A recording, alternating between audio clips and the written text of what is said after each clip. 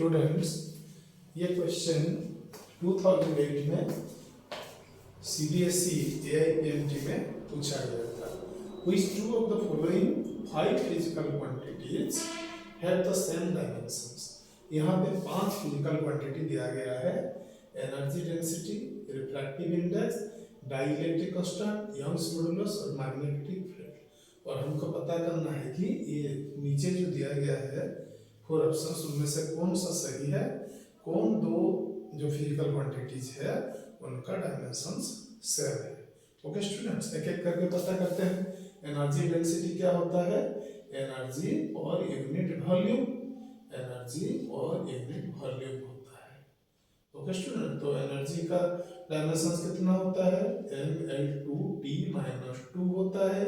किसी फॉर्म का एनर्जी हो उसका डायमेंशन होता है mLT-2, और वॉल्यूम का होता है किसी भी ज्योमेट्रिकल सेट क्यों ना हो उसका डायमेंशंस L3 ही होगा, L3 ही होगा। तो ये क्या हो जाएगा स्टूडेंट? mL⁻⁻1 और T⁻⁻2 ये हो जाएंगे आपका एनर्जी डेंसिटी का डायमेंशन। ठीक है स्टूडेंट, तो रिफ्रैक्टिव इंडेक्स के देखते हैं। रिफ्रैक्टिव इंडेक्स का डेफिनेशन क्या है student? It is a ratio of speed of light in vacuum to that of in a medium, that speed of light in a medium. ठीक है, इसको म्यू से डोनेट करते हैं और म्यू को लिखते हैं CY। ये फॉर्मूला है, हम लोगों ने पढ़ रखा है, ये रिफ्रैक्टिव इंडेक्स का फॉर्मूला है। तो जो रिफ्रैक्टिव इंडेक्स का जो डायमेंशंस होंगे स्टूडेंट वो क्या होंगे? आपका स्पीड ऑफ लाइट का dimensions upon speed of light in vacuum का dimensions upon speed of light in a medium. ये दोनों की स्पीड ऑफ लाइट है, दोनों का डायमेंशंस L⁻⁻1 है।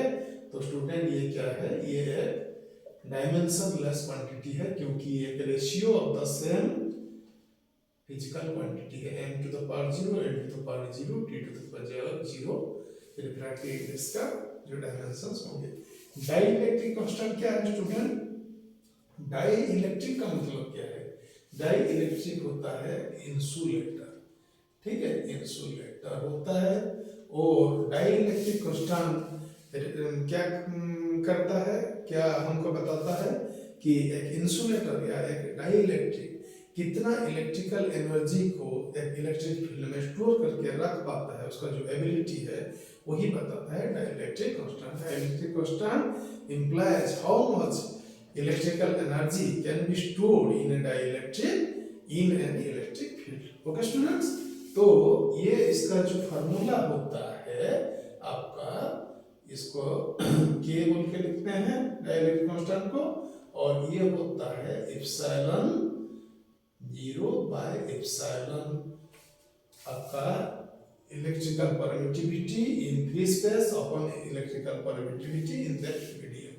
तो ये सेम चीज है, ऊपर भी और नीचे भी दोनों तरफ इलेक्ट्रिकल परमिटिविटी है स्टूडेंट, सेम फिजिकल क्वांटिटी का रेशियो है। तो इसका भी जो डायमेंशंस होंगे क्या होंगे? m⁻0, n⁻0, t⁻0 हो जाएंगे, क्योंकि ये डायमेंशनलेस क्वांटिटी है। ठीक है, यंग्स मॉडुलस क्या है हम लोगों ने पढ़ रखा है स्टूडेंट, वही बोल के डिनोट करते हैं। और ये होता है स्ट्रेस अपॉन स्ट्रेन।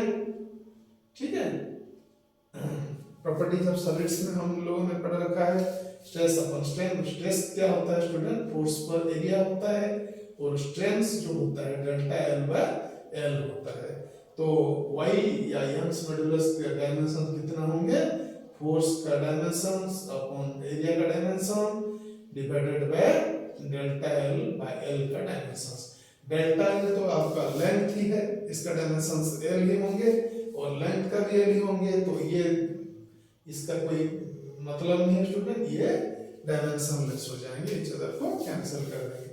तो जो F/A है मतलब प्रेशर का, सेम प्रेशर या स्ट्रेस का, वही बन जाएगा आपका यंग्स मॉडुलस का डायमेंशन, जो कि है mL⁻⁻2 डिवाइडेड बाय L2। तो ये हो जाएगा आपका mL⁻⁻1 T⁻⁻2। ठीक है स्टूडेंट्स, और मैग्नेटिक फील्ड को हम कैसे लिखते हैं, बी करके सूचित करते हैं, ये वेक्टर है।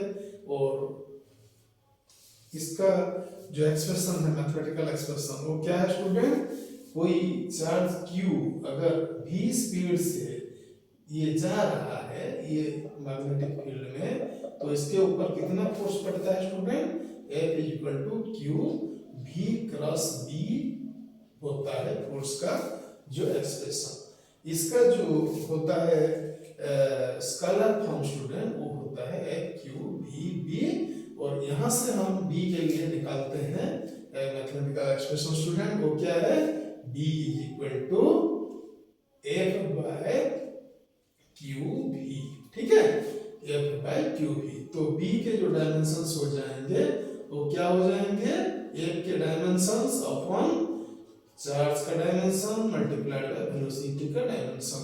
फोर्स का डायमेंशन कितना है स्टूडेंट, फोर्स का तो हमको पता है mlt -2 है, और चार्ज का कितना है, 80 है, जबकि a है करंट और t है टाइम। वेलोसिटी का हो जाता है lt टू द पावर -1।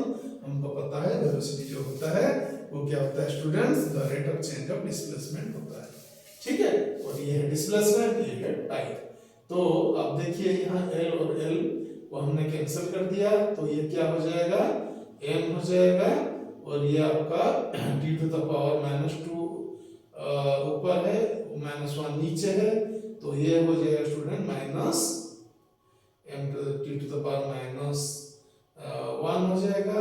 और ये हमारा यहाँ पे a है, नहीं ये t टू द पावर -1 है और ये t है, तो ये कैंसिल कर देंगे each other को, तो ये t टू द पावर -2 ऐसे ही रह जाएंगे, ठीक है। और a जो है ऊपर जाके a टू द पावर -1 हो जाएगा। ये मैग्नेटिक फील्ड का है स्टूडेंट एक्सप्रेशन, ठीक है। और देखते हैं, अभी हमने सबका डायमेंशन निकाल लिया, तो हम कंपेयर करते हैं B और D, B और D। B क्या है, रिफ्रैक्टिव इंडेक्स है, इसका तो डायमेंशन निकला M0 A0 D0। और D क्या है, D है Young's मॉड्यूलस, इसका जो डायमेंशन है वो ml टू द पावर -1 और t टू द पावर -2 है। तो ये स्टूडेंट ये दोनों ठीक नहीं है, सेम नहीं है। C और E को देखते हैं, C में क्या है, डाइलेक्ट्रिक कांस्टेंट है जो कि डायमेंशनलेस है, और E क्या है, मैग्नेटिक फील्ड है, ये दोनों भी नहीं है। मैग्नेटिक फील्ड का आप देखिए यहाँ पे है उसका जो डायमेंशंस, ओके। और फिर A एंड D है, A क्या है, एनर्जी डेंसिटी है, और D क्या है, D आपका यंग्स मॉड्यूलस है। कंपेयर करके देखते हैं, एनर्जी डेंसिटी कितना आया है हमारा, ml to the power -1 d -2, और यंग्स मॉड्यूलस कितना आया स्टूडेंट, यंग्स मॉड्यूलस भी यही आया है ml to the power -1 d to the power -2। So ये जो करेक्ट है, इन दोनों का डायमेंशन सेम होंगे। और A और E का कंपेयर करते हैं, A क्या है, एनर्जी डेंसिटी ये है, और E है आपका मैग्नेटिक फील्ड का ये है mt to the power -2 a to the power -1। So ये भी नहीं है सेम। सो स्टूडेंट हमारा आंसर रहेगा ऑप्शन 3 इस क्वेश्चन के लिए। Thank you students for watching this video.